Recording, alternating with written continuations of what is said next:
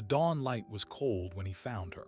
She was curled around the legs of his stolen bay mare, an Apache arrow in her back. His hand went to his gun, scanning the ridge. Then he saw the child, a girl, maybe 8 years old, standing in the scrub oak holding a tattered bundle. She didn't cry. She just watched him with her mother's eyes. This is Samuel Bell, a man who thought he'd left the world's violence behind on a hardscrabble ranch at the edge of Apache land. Now, a stranger's final act to save his property has left him with a devastating choice: walk away from an orphaned child, or risk opening a heart he sealed shut years before.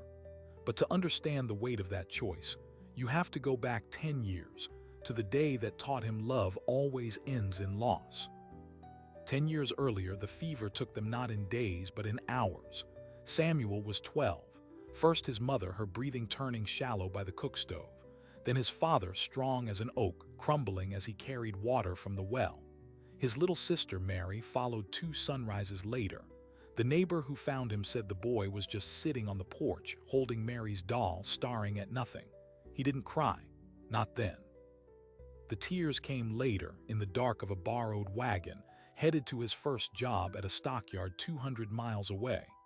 That's where Samuel Bell learned his first rule of survival. Attachment is a luxury. Love is a liability. He worked. For 10 years he worked. He broke horses for the cavalry, drove cattle up the Kishom Trail, dug irrigation ditches, and finally saved enough to buy 80 scorched acres in the shadow of the Dragoon Mountains. It was hard land, Apache land, which meant it was cheap and no one asked questions. He built a one-room cabin with his own hands. He broke a Mustang mare he named Ghost, and he practiced being alone. His only neighbor was old Ben Hawkins, a trapper who'd lost an eye to a grizzly. Ben would come by monthly for coffee and to share the one piece of wisdom he felt worth giving. Out here, Sam, you got 3 choices. You can be part of a tribe, you can be prey, or you can be a ghost. You're aiming for ghost, I reckon. Samuel never argued. Being a ghost suited him.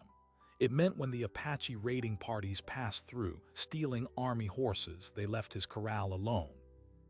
It meant when the cavalry patrols came looking for scouts, they rode past his gate. He was nobody, he was nothing, and for 8 years it worked. But the land had its own rules. In the spring of his 10th year on the ranch, a late freeze killed his first good crop of barley. Then Ghost, his mare, caught a sickness in her lungs. He spent 3 nights in the stable, heating stones wrapped in cloth to press against her chest. On the 4th morning, she nudged his hand and took a deep, clear breath. He wept then, for the first time since childhood, his face buried in her mane. It was a crack in his armor. And the universe, it seemed, was waiting for just such a crack. A week later, the bay mare vanished. She was his best horse, strong and steady, bought with a full season's earnings. Her tracks led east toward the granite peaks, Apache country. Samuel's first fury was cold and practical. That horse was 2 years of food, of security. He took his rifle, his canteen, and followed. He tracked for a day and a night. He found the raiding party's main camp abandoned, just cold ashes and the bones of a pronghorn. He was about to turn back, defeated, when a faint whinny echoed down a narrow box canyon. It was her. Cautious, rifle ready, Samuel edged into the canyon's mouth. And that's when he saw it, the scene from the hook. The bay mare standing over a figure curled at her feet. A woman in a deer-hide dress, an Apache arrow buried between her shoulder blades. The mare's legs were scored with shallow cuts. She'd been hobbled, tied. The woman's hands were still wrapped in the torn rawhide straps. She hadn't stolen the horse. She had cut it loose. Samuel's military training kicked in. He scanned the high canyon walls, rifle stock pressed to his shoulder. Silence. Then a slight rustle in a clutch of manzanita. Not a warrior, a child. A girl, her face streaked with dust and tears, clutching a small bundle of cloth. She stared at him, not with the fear of a cornered animal, but with a devastating, hollowed-out calm. Her mother's eyes. Every instinct, every rule he'd built screamed at him to leave. This was a death scene, a trap maybe.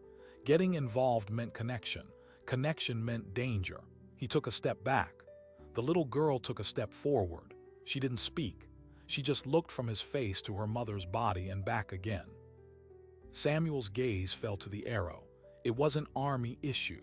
It was Apache, but of a different band. The fletching was dyed ochre, not the crimson used by the local Chiricahua. This was intratribal, a killing within the people. The woman had been running from her own, and she had died saving a white man's horse.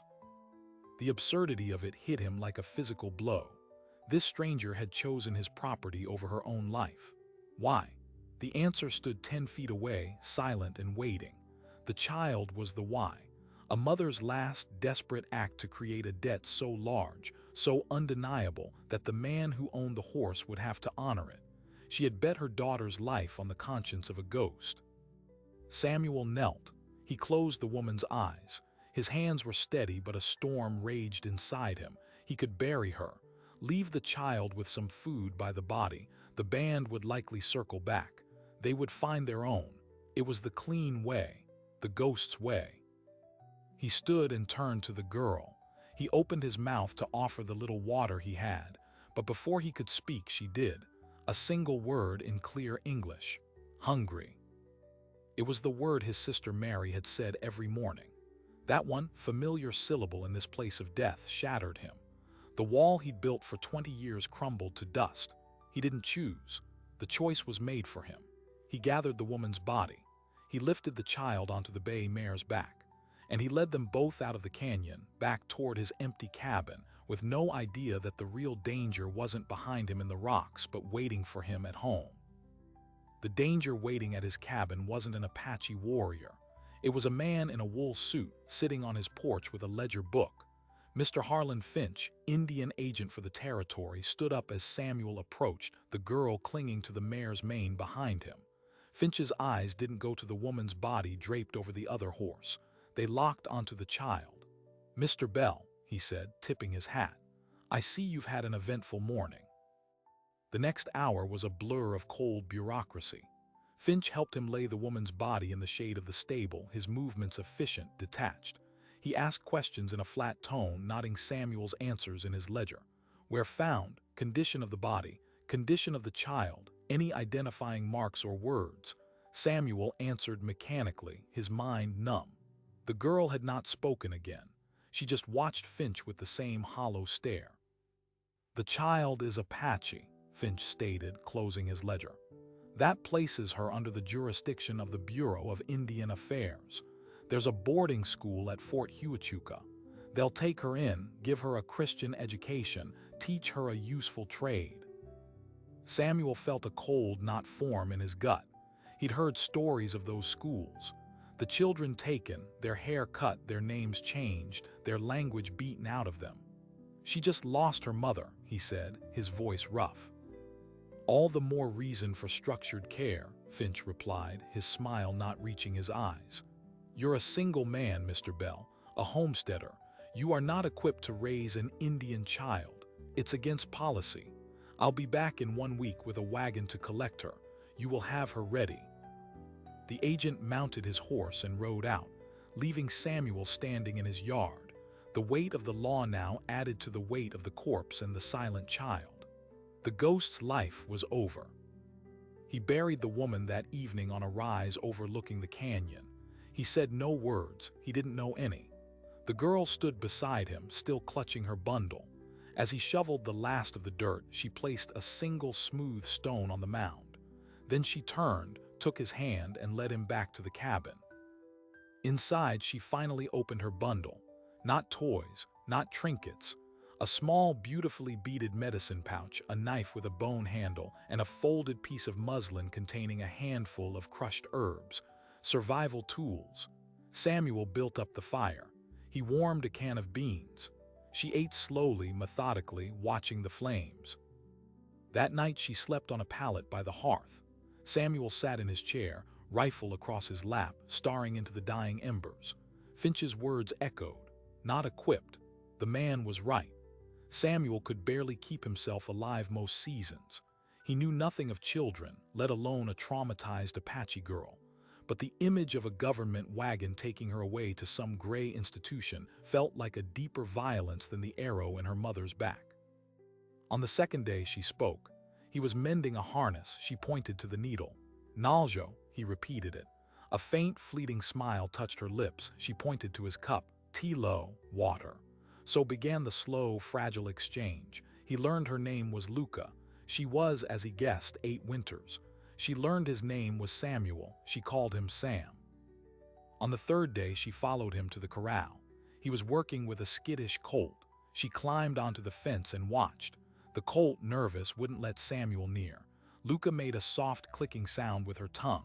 The colt's ears swiveled. She hummed a few low notes, a fragment of a tune. The colt lowered its head and took a tentative step toward her. Samuel stood perfectly still, witnessing a language older than any he knew. By afternoon, she was in the corral, her small hand resting on the colt's neck as it breathed steadily. Samuel felt a strange, painful swelling in his chest. Pride. But the idol was an illusion. The real world was closing in. On the 4th day, Ben Hawkins rode in, his one eye wide with news. Ridden back from the fort, Sam, there's talk. An Apache band, the ones camped up in the dragoons, they're asking around. Looking for a woman and a girl. Say she stole something valuable from M. Not just a horse, something else. They're offering rifles for information. Samuel's blood went cold. The ochre-fletched arrow. This wasn't just a random killing. Luca's mother had taken something, and the band wanted it and them back. He now stood between 2 forces, the government that wanted to erase her and her own people who wanted to reclaim her, likely for a brutal punishment. He was no longer a ghost. He was a roadblock. That night he examined Luca's bundle more carefully, the medicine pouch. He'd assumed it held personal items. He gently loosened the drawstring. Inside weren't herbs or charms. It was filled with rough, uncut turquoise stones, their blue-green veins gleaming in the firelight, but beneath them something heavier. He poured the stones onto the table, and there it was. A Spanish silver cross, ancient and heavy, set with a single large piece of polished turquoise at its center. It wasn't trade jewelry. It was old, possibly mission era, a relic. This was what they had stolen, not for wealth. The stones alone would buy horses. This was something sacred, something that represented power. Luca's mother hadn't just been running, she had been on a mission. He looked at Luca, asleep by the fire. Her mother had died for this object. She had used her last breath to tie her daughter to a lonely cowboy, trusting him with both the child and the cross. It was a trust that could get them all killed. The 7th dawn arrived, the day of Finch's return. Samuel made a decision. He would not be there. He packed what he could: flour, coffee, ammunition, the cross hidden deep in his saddlebag. He woke Luca. "We have to go," he said softly. "Bad men are coming." She didn't ask questions. She simply put on her worn moccasins and picked up her empty bundle. She understood flight. He lifted her onto the bay mare, then mounted Ghost. He took one last look at the cabin he'd built with his own hands, the corral, the little grave on the hill. He was burning his life to the ground.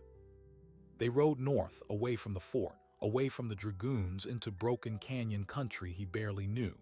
He was no longer just protecting a child. He was protecting a secret. And he was now a fugitive from both the United States government and an angry Apache band.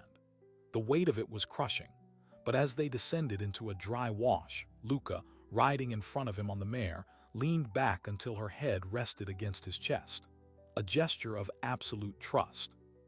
And in that moment, Samuel Bell knew with terrifying clarity that he would die before he let anyone take her. He had 3 days head start at most. Finch would be furious. The Apache trackers were undoubtedly already on the move. He was heading into a waterless maze with a stolen relic and a child who held the key to a mystery he didn't understand. His only plan was to run. But in the vast, unforgiving desert, running is just a slower way of dying. They survived the first 2 days on sips of bitter water from rock cavities Luca found, places Samuel would have ridden right past. Her knowledge was a quiet, relentless revelation. She pointed to a specific cactus. He watched as she carefully removed spines, cut into the flesh, and squeezed precious, clear liquid into his canteen. She read the flight of birds to guess where a canyon might hold a seep spring. She was keeping them alive. But the desert was a vast, open ledger, and their trail was written plainly upon it. On the third evening, from a high sandstone ridge, Samuel saw the dust. Not one plume, two. One to the southeast, moving slow and deliberate Finch, probably with a cavalry escort. The other was closer to the southwest, a lighter dust kicked up by unshod ponies moving fast and with purpose. The Apache band had split up, using the terrain to flank them. They were in a closing vice. That night, huddled in a shallow cave, Luca finally spoke of the cross. The fire was down to coals, their world reduced to a circle of faint, dancing light. She pointed to Samuel's saddlebag where the relic was hidden. Ishti, she whispered. The word meant great spirit or power, but the way she said it carried a weight of fear and reverence. Her mother, she explained in broken phrases mixed with gestures, was called Sawana. She was not just a mother. She was a holy woman, a keeper of stories for a small band that had broken from the main Chiricahua years before. The cross had been entrusted to their band generations ago, gifted by a Spanish priest who had learned their language and earned their respect before the mission fell. It was not a Christian symbol to them. It was an promise stone. The turquoise at its center came from a sacred vein deep in the dragoons. The band believed that as long as the stone remained with the cross, with its rightful keepers, their people would endure.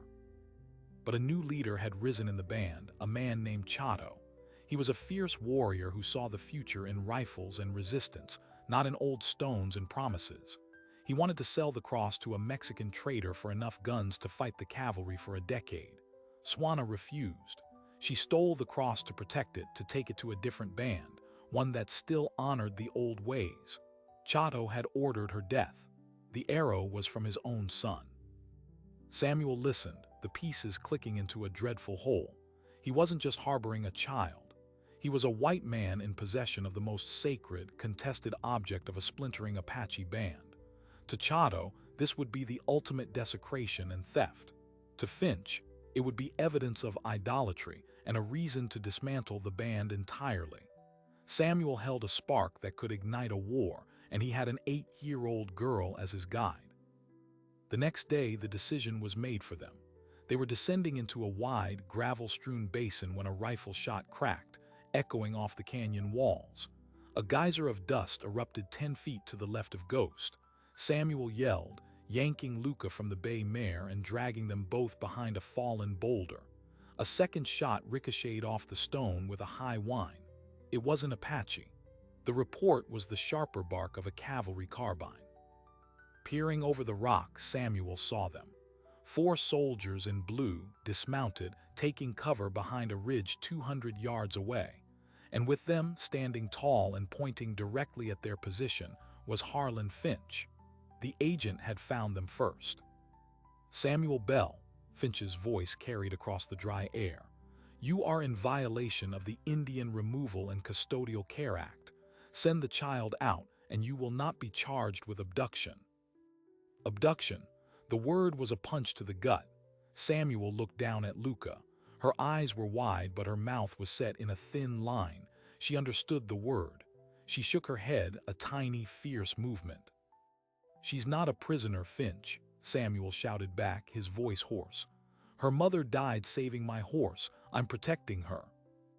The law does not recognize your protection, Bell. She is a ward of the government. This is your last chance. Send her out. Samuel's mind raced. 4 soldiers. He was a good shot, but not that good. They were pinned. Then he felt Luca tug on his sleeve. She pointed not at the soldiers, but up at the western rim of the basin. 3 figures on horseback sat silhouetted against the sky. Chato's warriors. They had been herded perfectly. The Apache band had waited for the cavalry to flush them out. Now both hunters had their prey cornered. A terrible stillness fell over the basin. The soldiers had seen the Apache now. Finch was staring, his confident posture faltering. The 2 opposing forces, the U.S. government and the renegade Apache band, now faced each other, with Samuel and Luca as the prize in the middle. It was Chato who broke the stalemate. He didn't shout. He simply raised his rifle and fired a single shot into the air, a signal. From behind other rocks, 5 more Apache riders appeared, effectively surrounding the basin. They weren't aiming at Samuel. Their rifles were trained on the soldiers. Chato wasn't here for a fight with the cavalry. He was here for the cross, and he was using the standoff to get it. Samuel saw the calculation on Finch's face. 4 soldiers against 8 Apache in broken terrain was a suicide mission. The agent's duty was to retrieve the child, but his survival instinct was stronger. Finch slowly raised his hands in a gesture of parley. He called out, this time in painfully formal Spanish. "We seek only the child. The white man is yours." Chato responded in the same language, his voice like grinding stones. "The white man carries what is mine. The child is of my blood. You will leave, now." A silent negotiation passed between the 2 leaders. Finch wanted the child for his school and his quota. Chato wanted the cross and the trader's daughter for justice. Samuel was just the mule carrying the goods. In this moment, he was utterly expendable to both sides. Finch hesitated, then gave a sharp, reluctant nod to his sergeant. The soldiers began to mount up slowly, keeping their eyes on the Apache. They were withdrawing. Finch's final look to Samuel was not of anger, but of cold, bureaucratic pity. He had written Samuel off as a dead man. The law was leaving the field. As the soldiers rode east, the Apache circle tightened. Samuel was alone with Luca, 1 rifle and a relic that was a death sentence. He looked at her. "I'm sorry," he whispered. She grabbed his hand with surprising strength. "Not die," she said firmly. Then she did something astonishing. She stepped out from behind the boulder into full view of the surrounding warriors. She raised her chin and called out a single, clear word in Apache, a name: Chato. The warriors stirred. 1 man, broad-shouldered with a hawkish face, nudged his horse forward. Chato. His eyes bore into Luca with a mix of recognition and contempt. Luca spoke again, her young voice carrying across the silence. She spoke in Apache, fluid and fast. Samuel couldn't understand the words, but he saw their effect. Chato's expression shifted from contempt to surprise, then to simmering rage. He snapped a reply. Luca shook her head and pointed at Samuel, then at the ground where they stood. She was making a case. "What are you saying to him?" Samuel whispered urgently. Luca glanced back, her eyes fierce. "I tell him you are *Shiche now, brother by debt. My mother's spirit chose you. I tell him the cross, it must choose its keeper, not be sold." Chato laughed, a harsh, bitter sound. He replied at length, gesturing with his rifle. "He says," Luca translated, her voice trembling slightly, "white man cannot be *Shiche*. He says the cross is stone and metal. It does not choose. He who holds the gun chooses." Chato then raised his voice, switching back to Spanish for Samuel's benefit. "Give me the cross, white ghost. Give me the girl. I will let you walk away. You can return to your nothing life." Every fiber of Samuel's being, every rule of self-preservation, screamed to take the deal. Hand over the object, hand over the child he'd known for barely a week and live. But the ghost was gone. In his place was a man who had made a promise to a dying woman, and to a child who had placed a stone on her mother's grave. He thought of Luca calming the colt. He thought of her trusting weight against his chest as they rode. He stood up, stepping beside Luca. He met Chato's gaze. "No." The word hung in the dry air. Chato's eyes narrowed.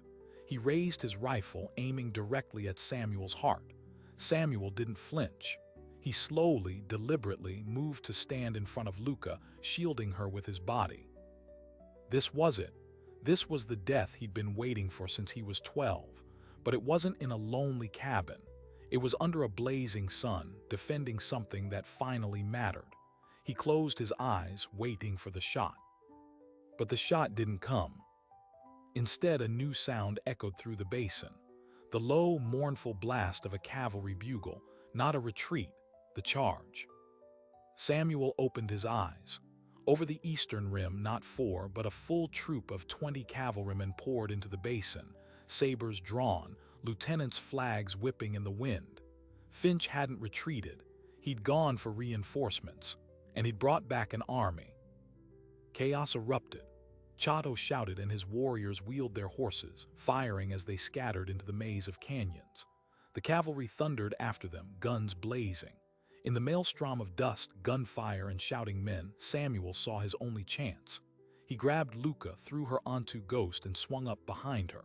They didn't follow the cavalry or the Apache. They shot north toward a narrow, almost invisible slit in the canyon wall Luca had pointed out earlier, a secret pass. They plunged into the cool, dark shadow of the crevice, the sounds of battle fading behind them. They had escaped the immediate trap, but they were now deeper in the wilderness than ever, with two powerful enemies bloodied and furious, and with a secret that had just ignited a frontier battle. Samuel had chosen his side. He had the child, he had the cross, and he had just made himself the most wanted man in the territory. The running was over. Now he had to find a way to fight. The secret pass led not to freedom but to a high, hidden valley, a bowl of green in a world of brown. A spring bubbled from mossy rocks, feeding a small meadow. It was a fortress. One way in, the same narrow crack they'd entered. Samuel knew they could defend it, but they could also be starved out. They were trapped in paradise. For 3 days they rested. Samuel's body vibrated with the aftermath of adrenaline. Luca, however, seemed to unfold. She washed in the spring, her solemnity lifting slightly in this safe green place. She set snares for rabbits and gathered edible roots Samuel didn't recognize. They spoke little, but a new rhythm settled between them. He'd chop wood, she'd arrange the stones for a fire ring. He'd check the horses, she'd brush their coats with a handful of dry grass. It was a pantomime of domesticity, achingly fragile. On the 4th morning, Samuel found her sitting by the spring, the Spanish cross in her hands. She wasn't praying. She was studying it, her small fingers tracing the grooves in the silver. "It is heavy," she said, not looking up. "It is," Samuel agreed, sitting beside her. "My mother said its weight is the weight of a promise, to keep our stories, to remember the way." She looked at him, her dark eyes grave. "Chato wants its weight in guns. The blue coats want to put it in a box. What do you want, Sam?" The question leveled him. What did he want? A week ago, he wanted silence and solitude. Now he wanted the child beside him to be safe. He wanted the haunting fear in her eyes to be replaced by something else. He realized with a jolt that he wanted to be the reason for that change. "I want what your mother wanted," he said quietly. "For you to be safe, for your stories to be remembered. I just don't know how to do that." Luca nodded as if he'd passed a test. She placed the cross in his hand, closing his fingers around it. The metal was warm from her touch. "You carry it now. You are ***. The dead is yours. The promise is yours." The weight felt different now, not just of metal, but of a sacred, terrifying responsibility. He was no longer just a protector. He was a keeper, and a keeper could not hide forever. The decision came that afternoon. Samuel was on the valley's rim, keeping watch. He saw a single rider approaching the base of the cliffs far below, not from the direction of the pass, but from the north. A solitary figure leading a pack mule. It was Ben Hawkins. Samuel's first instinct was suspicion. Was Ben leading someone to them? He watched for an hour. The old trapper made camp alone, built a small fire, and sat, patiently smoking his pipe, staring up at the cliffs as if he knew he was being watched. It was an invitation. That night, Samuel left Luca hidden in a copse of trees with a promise to return. He crept down a treacherous game trail to Ben's camp. The old man didn't reach for his gun. He just nodded at the pot over his fire. "Coffee's hot. Figured you could use some." Over bitter coffee, Ben laid out the new world. The cavalry had skirmished with Chato's band. 2 soldiers dead, 3 Apache. Chato had vanished back into the dragoons, wounded but alive and twice as angry. Finch was at the fort, writing furious reports, labeling Samuel a rogue, an agitator, a kidnapper. There was now a warrant. $100 for his capture, dead or alive. The story was being twisted. The renegade cowboy who stole an Indian child and a sacred relic to start a war. "They're mackin' you a villain, Sam," Ben said, his one eye gleaming in the firelight. "You can't win this by holding out in a hole." "What's the move, Ben?" Samuel asked, his voice thick with exhaustion. The old trapper puffed his pipe. "You got the one thing both sides want. That cross, it's a curse, but it's also a key. Finch wants it as evidence to break the band. Chato wants it for power. You give it to neither. You give it to the third party." "What third party?" "The rest of 'em," Ben said. "Chato's band ain't all bad apples. There's elders' families, Swana came from them. Her people are still there, scared of Chato, but they remember the old ways. You take that cross and the child right into the heart of the band. You give it back, not to Chato, to the people." Samuel felt a cold dread. It was a suicide mission. "They'll kill me on sight." "Maybe," Ben shrugged. "Or maybe the sight of a white man risking everything to return their sacred stone, with the granddaughter of their last *Din at his side, maybe that speaks louder than Chato's rifle. It's the only play that ain't about running or fighting. It's about talking, with actions." It was insane. It was also the only path that held a shred of honor. Samuel returned to Luca before dawn and laid out the plan. To his astonishment, she agreed immediately.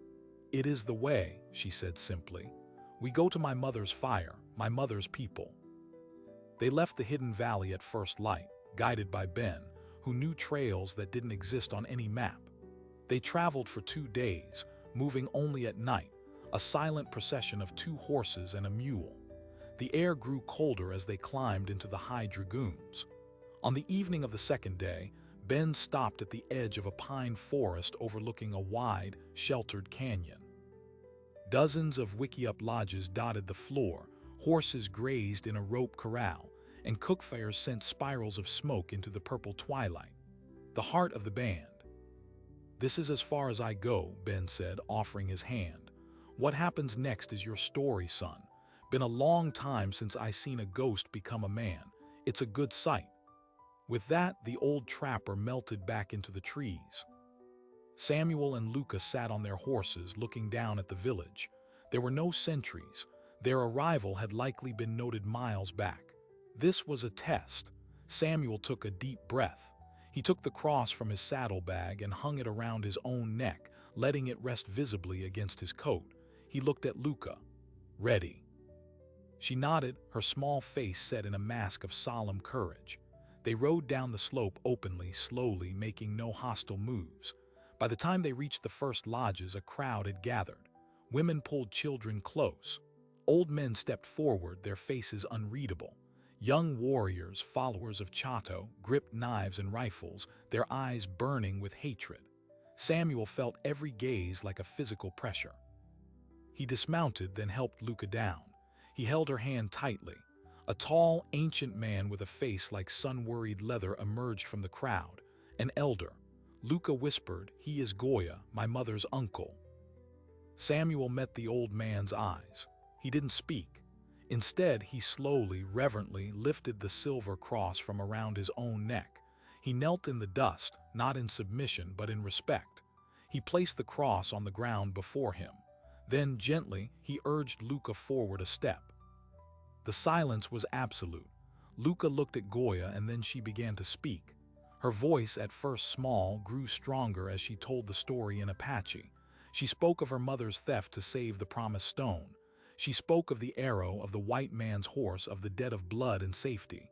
She pointed to Samuel. She called him Shichai *, brother by debt, protector, keeper. When she finished, the only sound was the crackle of the fires. Goya stepped forward. He did not pick up the cross. He looked at Samuel. "You wear the stone of our grandmothers. Why?" Samuel rose to his feet. His Spanish was poor, but he used the words Luca had taught him, mixing them with his own. "I wear it to return it. Sawana's spirit guides my hand. Her daughter is my daughter now, my life for hers. The cross belongs to her people, not to one man's anger, to the people." A murmur ran through the crowd. Goya's eyes were deep, searching. Then, from the back of the crowd, a commotion. Chado pushed his way through, his arm in a sling, his face contorted with rage. He shouted at Goya, pointing at Samuel, his words a torrent of fury. He called Samuel a thief, a liar, a coyote in man's clothes. He demanded the cross and the child. Goya listened, his expression never changing. When Chado was done, spitting with anger, the old elder spoke a single, quiet sentence. The crowd stilled. Chado's face went from rage to shock, then to a look of utter, venomous defeat. He spat on the ground, turned, and stalked away into the darkness, a handful of his young warriors following. Samuel didn't understand. Luca, her eyes wide with awe, translated. He said, "The stone has been returned by the hand of a ghost who became a man. The spirit of Sawana is satisfied. The one who still shouts sees only his own shadow on the rock." Chado had been overruled, publicly and finally. Goya bent down and picked up the cross. He did not put it on, he held it out to Luca. She took it, holding it to her heart. The elder then placed a hand on Samuel's shoulder. "Shiche asterisk," he said, the word now a title. "You will stay. The child's fire is your fire. We will see what kind of keeper you are." And just like that, the warrant, the cavalry, Finch's ledgers, they all belonged to a different world far below the mountain peaks. Samuel and Luca were absorbed into the fabric of the band. He was given a lodge. He worked, learning their ways, earning his keep slowly. Luca thrived, learning her mother's stories from Goya and the other elders. The cross was placed in a special lodge, guarded not by weapons but by respect. Weeks turned into a month. Then one evening, a solitary rider approached the village. It was Harlan Finch. He came without soldiers, under a flag of truce. He met with Goya and Samuel under the council tree. Finch was a changed man, or perhaps he was just a pragmatic one. The political wind had shifted. The skirmish had been an embarrassment. A prolonged hunt for a man now under the protection of an Apache band was a messy, costly affair. He had a new offer. "The warrant can be lost," Finch said, choosing his words carefully. "The matter of the child can be settled under a provision for familial guardianship within a tribal context. If," he stressed, "the cross remains here out of sight and no more trouble follows." It was a face-saving retreat for the Bureau. Samuel looked to Goya. The elder gave a slow nod. The promised stone would stay. Its power would be quiet, not sold, not displayed. It was the best possible outcome. Finch left, and with him the last shadow of Samuel's old life. That night, sitting by his own fire in his own lodge, Luca weaving a basket by his side, Samuel felt a peace he had never known. He was no longer a ghost. He was a asterisk shiche asterisk, a brother, a father. The final surprise came with the first winter snow. Goya came to him, carrying a long, cloth-wrapped bundle. He unwrapped it to reveal Sawana's bone-handled knife, the one from Luca's bundle. "A woman's knife," Goya said, "but her daughter walks two worlds. She needs a different tool." He exchanged it for a finely made hunting knife, its leather sheath tooled with the pattern of the sacred spring. It was a gift of belonging. A symbol that Samuel's role was not just as a keeper of the cross, but as a provider, a protector of the people. He had been given a place, not just in a lodge, but in a lineage. As the snow softly blanketed the canyon, Samuel Bell knew the journey that began with a dead woman and a stolen horse had ended here, in this circle of firelight and family. The gut punch of that first discovery in the canyon had not been an ending, but a brutal, beautiful beginning. He had come home. The story of Samuel Bell and Luca is not recorded in any official ledger of the territory. You will not find it in the reports of Harlan Finch or the battle dispatches from Fort Huachuca. It exists in the oral histories of a certain Apache band, a tale told of the ghost who became a man, and in the quiet legacy of a small family that defied every boundary placed upon them. Samuel lived out his days with the band, not as an outsider looking in, but as a member of the community. He never became Apache, and he never forgot his own past. Instead, he built a third path, a bridge. He helped negotiate grazing rights between the band and nearby settlers, using his understanding of both worlds to prevent conflicts. Luca grew into a formidable woman, a keeper of stories like her mother, but also a translator of cultures, fluent in the languages of the desert, her people, and the changing world beyond the mountains. The Spanish cross remained in the ceremonial lodge, its power quiet, its promise kept. Years later, when a government anthropologist passed through, politely inquiring about tribal artifacts, the elders simply smiled and said they had nothing of interest to show him. Some promises are not for museums. So what are we to make of this story? On one level, it is a gripping tale of survival against impossible odds, but at its heart, it is about something far more profound, the redemption that can only be found when we dare to be responsible for someone else. Samuel spent 20 years building a wall against loss. Luca, and the debt he owed her mother, did not tear that wall down brick by brick. They blew a hole straight through it, allowing a new world to flood in. The most powerful forces in human history are not empires or laws. They are the unbreakable bonds formed in the crucible of sacrifice. A mother's final act for a stranger's horse, a man's decision to stand before a rifle, an elder's wisdom to see a brother where others saw an enemy. These are the moments that truly reshape destinies. Samuel Bell's journey asks us a lingering question. In our own lives, where have we chosen to be ghosts? And what or who might have the power to call us back, to make us real again, no matter the cost? If you found this journey from solitude to belonging compelling, make sure to subscribe. We delve into forgotten histories and the extraordinary choices of ordinary people every week. Thank you for listening.